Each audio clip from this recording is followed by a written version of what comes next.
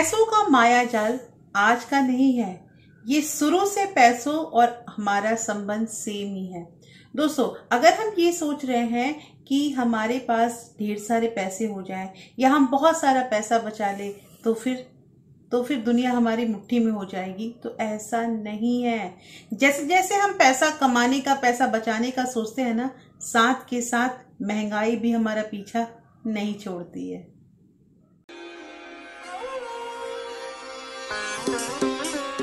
Hello everyone, welcome back to my channel real life with Tuku. कैसे हैं आप लोग? आई होप आप बहुत अच्छे होंगे और सेहतमंद होंगे और आप लगातार मेरी वीडियो के साथ भी बने हुए होंगे।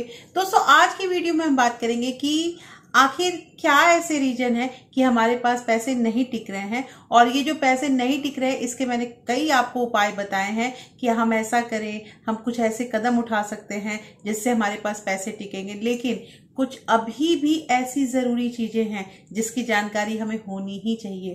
तो दोस्तों, आज की वीडियो में हम वही जो बची हुई हमारी बातें हैं उसको डिस्कशन में रखेंगे। लेकिन दोस्तों, ये वीडियो बहुत इंपॉर्टेंट है, इसलिए आप लोगों से एक नम्र निवेदन है कि अगर आप लोगों ने अभी तक रियल लाइफ विद टुकू को सब्सक्राइब नहीं किया तो प्लीज सब्सक्राइब कर लीजिए अपने इस चैनल को, और साथ में जो बेल आइकन है उसे भी जरूर प्रेस कर दीजिएगा ताकि ऐसे ही इंटरेस्टिंग वीडियो के नोटिफिकेशन आपको मिलते रहें। दोस्तों, वीडियो पसंद आए तो एक लाइक जरूर कर दीजिएगा। तो चलिए स्टार्ट करते हैं वीडियो को।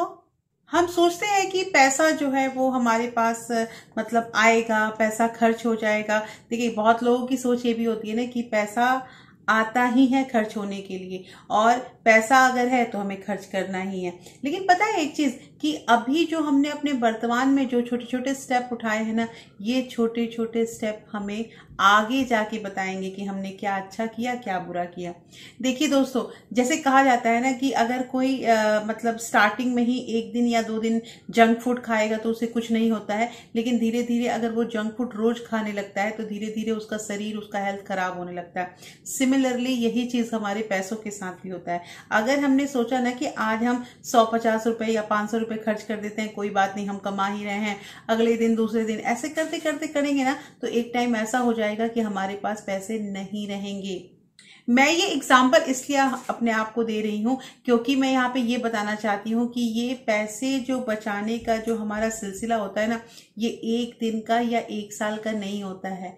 हम धीरे धीरे अगर शुरुआत अभी से नहीं कर देंगे, और मान लीजिए अगर हम शुरुआत कर चुके हैं और हम उसमें कंटिन्यूटी नहीं रख रहे हैं, तो हमारे पैसे कभी नहीं बचेंगे। दोस्तों, कभी नहीं बचेंगे। 1 दिन हमने बचाया, 1 महीने हमने बचाया, हो गए हमारे पास 5,000 6,000 रुपया, और अगले महीने हमने ये कंटिन्यूटी बरकरार नहीं रखी, तो कहां से हमारे पैसे बचेंगे?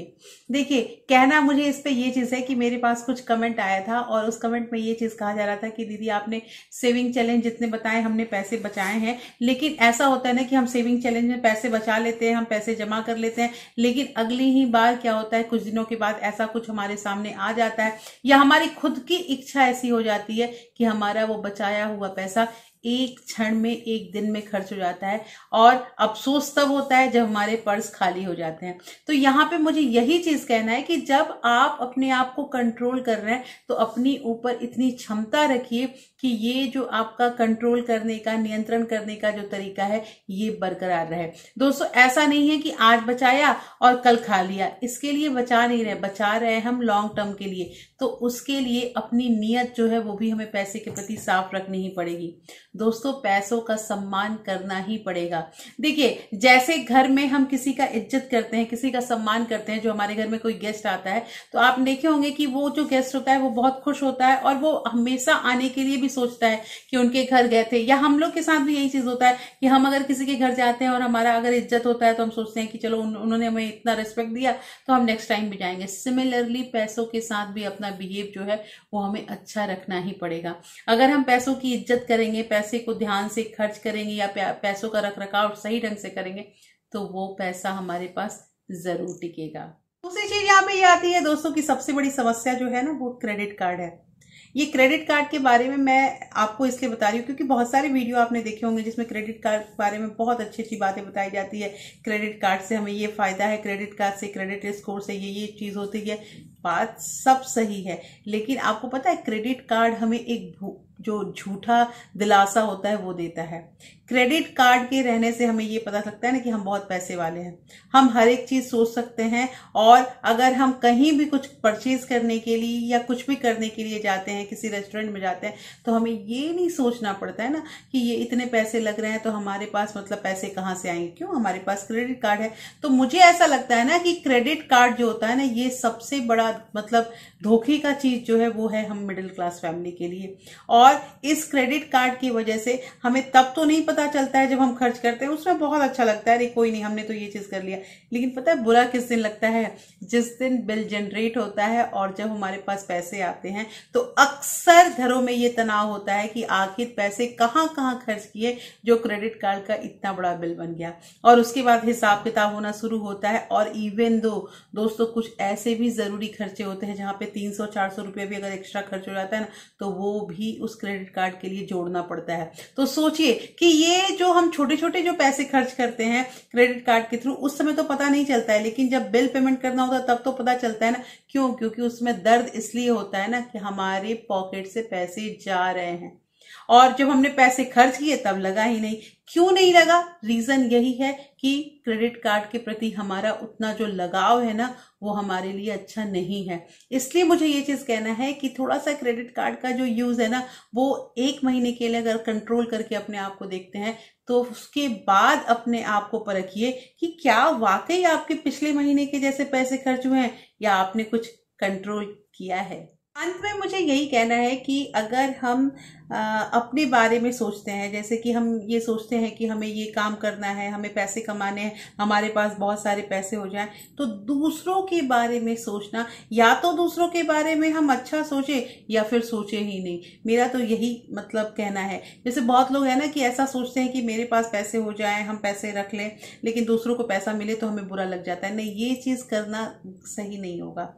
आप भी कमाएं और दूसरे भी कमाएं, आप भी खाएं दूसरे भी खाएं, वो भी अपने परिवार में खुश रहे, आप भी खुश रहें। कहना मुझे ये है ना कि जैसे बहुत बार ऐसा होता है कि हम कोई काम करते हैं ना, लेकिन दूसरों की तरक्की या दूसरों का चीज देख के ना एक जलस का भावना आने लगता है और हम ईर्ष्या करने लगते हैं। दोस्तों, ईर्ष्या करने से ना हमारी खुद की तरक्की बंद हो जाती है और हमारी तरक्की खत्म हो जाती है, और हम उसके बाद दोषारोपण स्टार्ट कर देते हैं कि हमारे फैमिली का बैकग्राउंड अच्छा नहीं था तो हमारा उसने सहयोग नहीं किया, नहीं तो आज हम कहाँ रहते हैं, ये करते नहीं।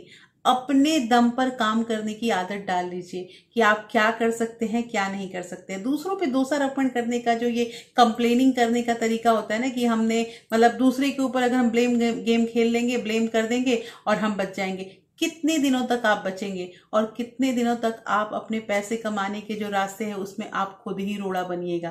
तो कहना यहाँ पे ये है दोस्तों कि खुश रहिए, अपना काम कीजिए, और हाँ, हमेशा अपनी तरक्की के बारे में सोचिए, लेकिन दूसरों के बारे में गड्ढा खोदना ये भी हमारे पैसे कमाने के, पैसे बचाने के मामले में या रास्ते में एक रोड़ा का काम करता है।